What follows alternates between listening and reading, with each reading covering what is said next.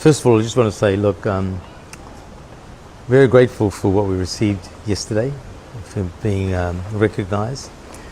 This doesn't belong to me. This belongs to all those who walked alongside me through the whole journey. It's a award that belongs to all the people, and especially the people of the Pacific Justice, who are strong in the advocacy of what we're doing. So to answer your question about the visa, what we filed for was simply this. 3.2 billion people around the world can access New Zealand direct or via Australia and get a 3-month visitor's visa on arrival at the airport. There are less than 16 million people of the Pacific, and we have to apply to come to New Zealand. It's absolutely ridiculous. It's an insult to the Pacific people, and we're determined to fix those insults. And so we have said to New Zealand, this is what we want. We want the Pacific nations to arrive into New Zealand and get a 3-month visa stamped into their passport on arrival. And this is a visitor's visa only. Nothing more, nothing less, right? And so these are the rules we have put around this. If anybody overstays this 3 months, they will be barred from returning to New Zealand for 10 years. Because I'm adamant not one person is going to spoil it for everybody else. Because this is what continues to happen. And don't forget, we have been labelled all the time as overstayer, overstayer, overstayer. That's the sledgehammer that New Zealand have used continuously against us. So what are the rules I put around? I said, if you overstay, you don't come back for 10 years. But I said, overstaying has been the creation of New Zealand immigration themselves. Why? Because you wait a long time to get a visa. And it's so difficult to get it. So when you get a visa, you're going to stay as long as you can.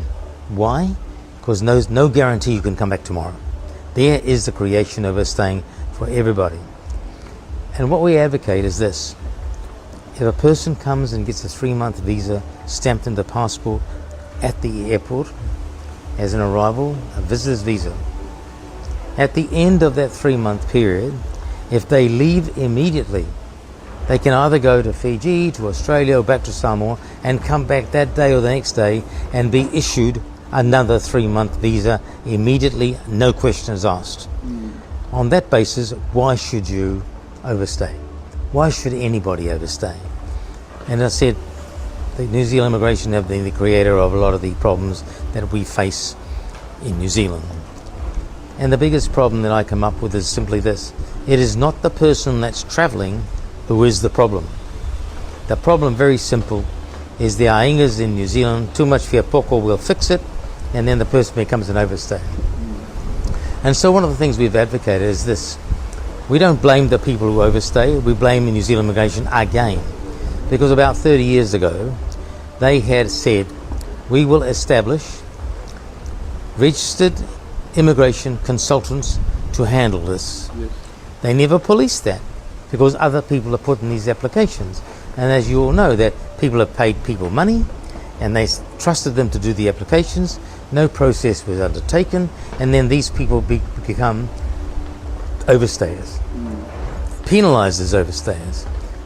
What I'm asking for is that these people, if they voluntarily come forward now and come back, they come back with a clean slate, which is no penalty, there's no overstay notification on their passport, and that they should be allowed to reapply and come back, and that's what we're asking for. Now, what is the problem with that? Nobody, and I mean nobody who's overstayer, can trust or believe New Zealand immigration staff. They see this as a trick to catch them. And I trust them, I believe them, they're right. And so I'm saying we need a third-party group who can handle this, who has the confidence of the people to come forward and do this. And these are the issues we've got to go through. The other thing I have said is this. Yes, there are people who overstayed. And yes, there are people who are working in companies and doing a good job. And those companies want to keep.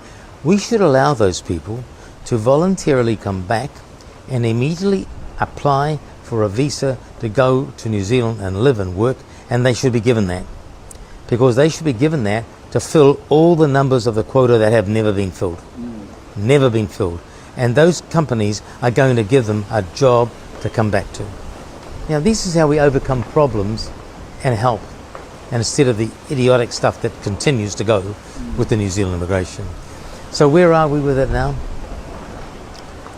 I talked to the government petition committee, which is made up of 4 people, and that is 2 from National, 1 from the Greens, and Labour chairs that committee. I said, I'm going away, I need to get answers on this thing. I didn't want them to make a decision without talking to me to make sure they fully understand where I'm coming from and the argument. So they said, and I said, I'm away here this week, and then I'm off to Egypt and Turkey until the middle of July. They said, that's fine, we will talk to you then when you come back. And I am hoping that they will make a decision and present to the House Parliament before the House rises in September for the elections. And my gut feeling is very strong. They have nowhere to go. They have to find a solution for the people of the Pacific. We cannot be treated like this anymore. Do you think this would be a good issue to campaign before the next New Zealand general election? Well, absolutely. I can tell you right now that Winston Peters and the New Zealand First have been strong supporters of us on this right at the beginning. You may have seen it. I presented him the petition on the 11th of February, and he publicly spoke and said, this is wrong, we've got to find a solution. I have given our people a message for a long time. There's only one who stands behind us, and I'm asking the Pacific people in New Zealand, you can vote who you like in your electorate. I'm not taking that away from you. All I ask is you give New Zealand First your party vote. We need to give Winston a very strong vote in the party vote to give him the power within a coalition discussion to get the things and protect the Pacific people. And he will do that. So that's where I see it. But I can honestly tell you this, that we know Labour is now supporting this. We know the Greens support this strongly, and I'm sure Te Pati Māori, as they did with citizenship, will support us as well. I know that the ACT Party is thinking seriously of leaning to support this. One thing I will say about them, if something is wrong, they will stand up and try to get it sorted out. We won citizenship because Winston Peters, New Zealand First, and the ACT Party supported the Samoan citizenship as per the Privy Council to the first reading. When we got to the first reading, we had what we wanted. We are now going to go to the second reading where a select committee process will go through, and they had 25,000 submissions in support of this. So much so that even members of that committee were in tears listening to the submissions from people. At the end, the National Party had nowhere to go and had to come and join us. So for me, my anger is still there. It's not what I wanted. It's about 80%. Because the Privy Council was very clear. It said, a woman born after the 1st of January 1949, married to somebody born between 24 and 49, has the same rights. And the New Zealand Immigration and Internal Affairs are not accepting that. They said there's a process they can make an application. I said, I don't want that application. The Privy Council is very clear. They're just holding things up for nothing. It's like money making an inconvenience for nothing. And it's absolutely, it's not acceptable. And we will go back with a petition on this to say this has to be sorted as per the Privy Council decision. So that's where we're sitting with that right now. So I just want our people to know nothing stops. It's slow. That's how process takes place. Just trust me and this committee of mine who are so committed and dedicated. I've had many committees in my life, but the Pacific Justice people are different. Since you chairman visit Anae in Samoa in this time of the independence, I understand or believe that you had time to have a casual talk with our Prime Minister and raise the same issue. What's his reaction? I've got to say this. Previously, no other Prime Minister has supported me. They seem to think it was important. In the beginning, Tuilaepa didn't believe this was possible. It could never happen. So he said, I'm more or less getting people aroused to do this, and he believed it wasn't going to happen. I didn't accept that. I said, no, we will get there. And in Fiame's case, she didn't support the visa thing. She wouldn't talk to me. The CEO of Foreign Affairs stopped me on 2 occasions. I spent money to come here because I wanted to have a meeting with the Pulimu'us and the Mafkanga Kinga. They are the power holders that would have been able to sign this petition and got a lot more than we got. We got 50, just under 50,000. In the beginning I'd said I want 1 million across the Pacific. Where did we fail and get the number? It was very hard to get those forms back signed. So we went to the QR code, which was the easy access, and we got up close to 50,000 in a short period of time. The problem with that is this. It was a simple process. You click it and you're in there. You give your name, first name and Christian name, but you had to give it an email address. And not everybody has an email address. And I went back and I said, we need to change this to mobile phones. They didn't accept that. So today, when I talk about the next subject, about the quota, it is very important we get this information out loud and strong now to our young people who understand all this, to make the vote for on behalf of the families. It'll be the same vote. I expect we'll get 100,000 is what I want out of Samoa, right? So as far as the visa is concerned, that's where we are. All I say to our people, trust us, we've done everything we can. We have motivated the people of government to think about this. We have Winston on our side, we have the Greens backing us, and I'm sure the others are there except for National as per usual.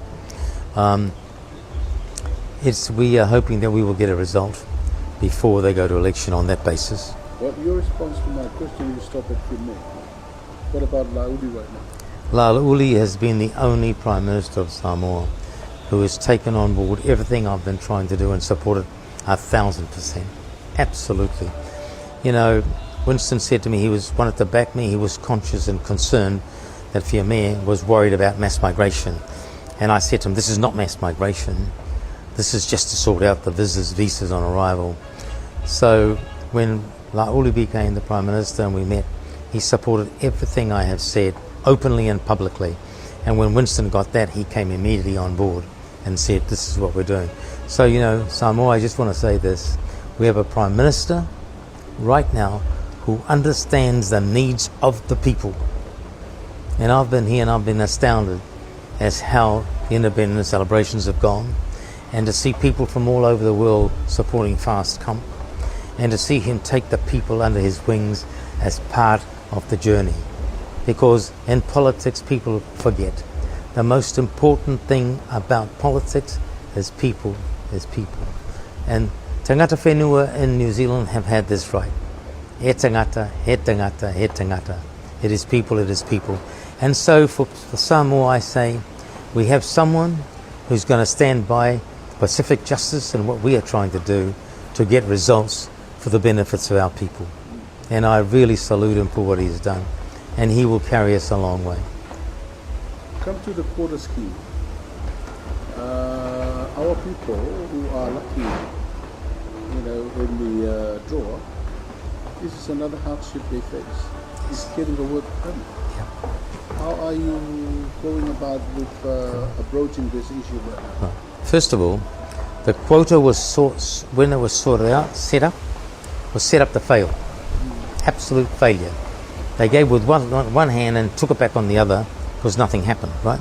Now I'll put it to you this way. When it first started, they said the person had to get a job offer from New Zealand from someone who's never met them, and they've never met them, got no qualifications, and expected the Samoan to get paid a job of $15 an hour in New Zealand when the minimum wage in New Zealand was $7. Now who's going to take somebody from Samoa with no experience and pay them $15 with a minimum of $7? That was absolutely ludicrous and ridiculous, right? So back in 2003, I took this up with Phil Goff, Minister of Immigration. He said, I think you're right. So we made some adjustments. But still today, they are required to get a job offer from offshore, which is impossible to do because then immigration knocks on the door. What do you give them a job for? There's unemployment in New Zealand. This type of rubbish goes on, right? And it also opens up corruption that happens all over the world where people are selling jobs. I mean, I don't think the intention in Samoa to sell jobs was under the table and unscrupulous. No, I think there were people trying to find solutions for people's problems, genuinely. But people seem to forget there's time and money in doing this, and somebody has to pay. And they complain they've paid the money, got nothing, and got no refund. First of all, let's understand that people tried. The failure wasn't theirs, was some other cause. So I just want to say that on the table so there's some understanding in that area. So where are we with this right now? I have filed a petition, and my petition simply says that when a person's name is drawn from the ballot, that New Zealand Immigration issues them a 6-month work permit that allows them to come immediately, and they are responsible for finding the job. They can now face the person, meet the person, talk to the person, and get something happening. If we do that, great, we've made some success, and the quota may be filled, which has never been filled before, right? And I've said, if these people after a 6-month opportunity don't get a job offer, they return, and they must come back. And if they decide they're going to overstay, they're going to pay 10 or 10-year penalty. They're not coming back. Because my whole philosophy of this, I don't want one person to stuff everything up for everybody else, because that happens too often. So that's where we are right now. So what needs to happen here in Samoa? I'm asking for your support. We have the, it'll be in Frankie's stores. This is going to go up, right? The barcode is there. Sorry, the barcode is there. All you have to do, and I'm saying for our young people should help the parents and grandparents and themselves by going to the barcode and voting now. Right? That's what we need to do. If we want to succeed, we have to send a very strong message to New Zealand. We are not going to take this rubbish anymore.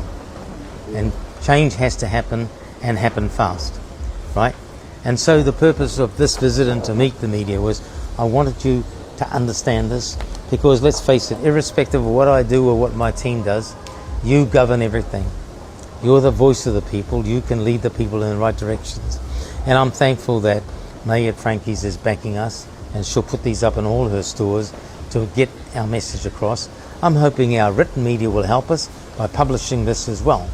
I mean, I want people to understand this is extremely important, right?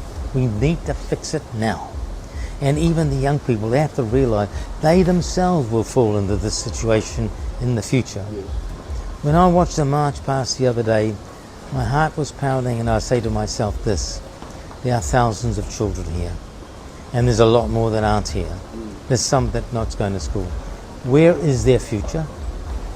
Where is their future here in Samoa? Which takes me to my other thinking that I've said for a long time. Pui pui Samoa mo kai au. Me wa makanga ave kak whango isi. Whela ngofoi kamakingi. Whela ngofoi Samoa yasulumu. Right?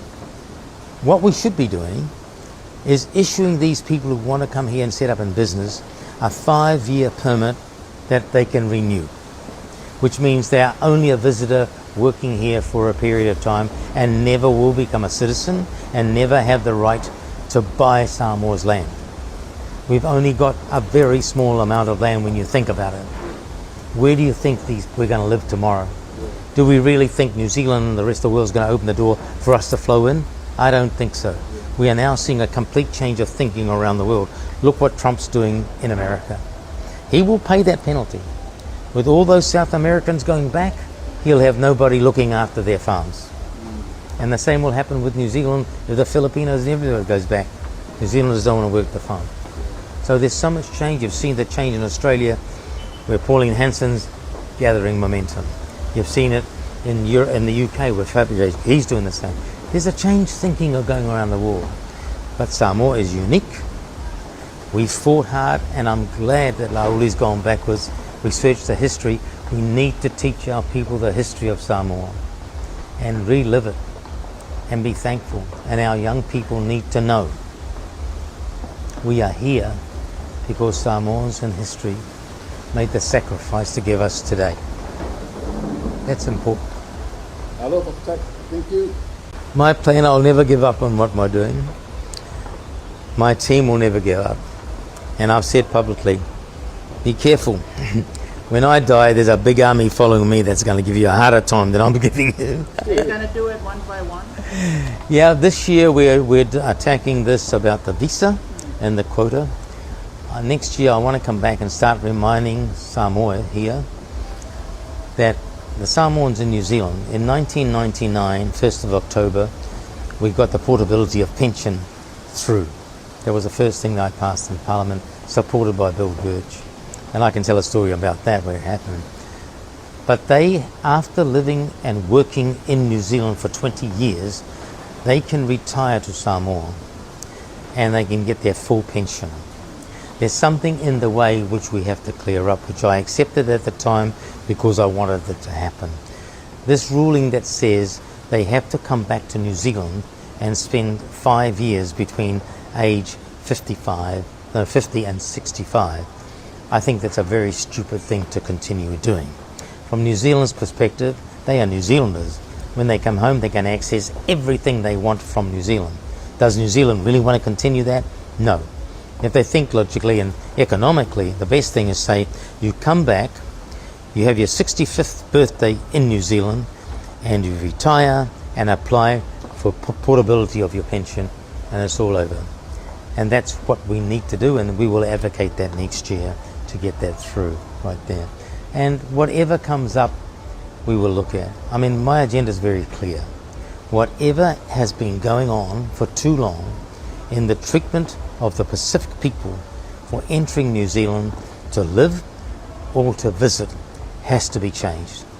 And New Zealand has a responsibility to do this. And I want to talk to the Australians about it as well. You know, what annoys me, I said there's 3.2 billion people that allow here. I'm going to tell you, some of those people we went to war with. Some of those people have done nothing, and I mean nothing, for New Zealand. We, the Pacific people, built up the economy of New Zealand by manning the factories that became the export sector. That's what we did, and they've ignored that. And again, if we don't stand together now and keep fighting, and I mean keep fighting, never give up. Never give up, never say die. We know our rights, and we refuse to be treated anymore by New Zealand immigration by this. Now I've got to say this, but my attack is the New Zealand immigration and the immigration minister, not the people. Because I tell you this much, whenever I talk to the Palangis, they say, "Are you crazy? We always thought you had every right to be here." They did. The Palangis believe that, thought that, until I start telling them. They just shake their heads and say, "What the hell? What's going on? What is going on?" You know. And as you know, my sister, Mr. Toveve Rupi Matsila Milani, who heads up the Dawn Raids situation, they spend their whole lives travelling to schools throughout New Zealand. The young kids want to know, and they can't believe that New Zealand did this to the Pacific people. They can't believe it. So there's a lot of things going on in the background. We are educating the future of New Zealand to know the wrongs, and I'm telling you, most of the people of New Zealand support the Pacific people, because as I keep saying, there is nothing, and I mean nothing, in New Zealand that we can't achieve. We have done it all. We've lifted New Zealand to many heights of the world. You know, you've seen our singers, our opera singers, and you know, Penny's just been awarded a knighthood by the French, and the New Zealanders are still sitting on their hands about this. And you take Margie Appa, Samoan, born in Otara, headed New Zealand's biggest government department, health. She did that. So don't even damn well tell us we can't do anything, because we've proved many, many times. You give the people of the Pacific the opportunity to show you what we can do, and we will show you. And we don't fail. And stop hanging, overstaying over our heads all the time, because there's a lot of rubbish. Because right now the overstaying number for Pacific people is about 4,000 people in total. And they make an issue of that. 4,000 is minuscule. We worked it out with 0.78%. 0.78% of the overstayers in New Zealand are Pacific people. You can't even make a sandwich out of that number. And that's how stupid it is. They've got to wake up and realise these things, you know. And all these people who have put up this argument of overstaying, it's about time they put that behind. They put that behind and realise that we are the people of New Zealand. The Tangata Whenua are our cousins. And if you listen to Winston, Winston says the people of the Pacific are the cousins of this country, and they should be not treated this way. So that's where our strength. So I'm confident something is going to happen. Trust me. Come with the Pacific Justice on the journey. Join us, be part of us, and let's go together and succeed on behalf not of just Samoa, of all the people of the Pacific. And there's less than 16 million of us. Do you think Labour is going to be before the next general election or New Zealand first? My vision and my dream is simply this. If people will listen to what I'm saying and give New Zealand their party vote, first the party vote, it puts Winston in a powerful position when the discussions take place of the coalition. I think New Zealand owes the most experienced politician they have today. And he can chew them all up and spit them out. All of them. Nobody comes close. Is make Winston Prime Minister now. At the age of 81, he will re-lead New Zealand in a way that says our people come first. And politics, like Luxon, doesn't understand this. Politics is a marriage of economics and the social needs of the people. And the social needs of the people have the upper hand. You can't fill a black hole overnight and have people burning. Because when people burn, the end result is mental problems, issues happening within society which shouldn't happen, because people are pushed in the corner to react. Right? And I asked this question. He's talking about dumping 9,000 bureaucrats out of the government into the streets. Now, if you're earning 80 to 100,000 a year and suddenly you drop down to get the benefit, how do you live? How do you live with your wife and your children who've lived a lifestyle like this coming to this? Have they thought what could happen?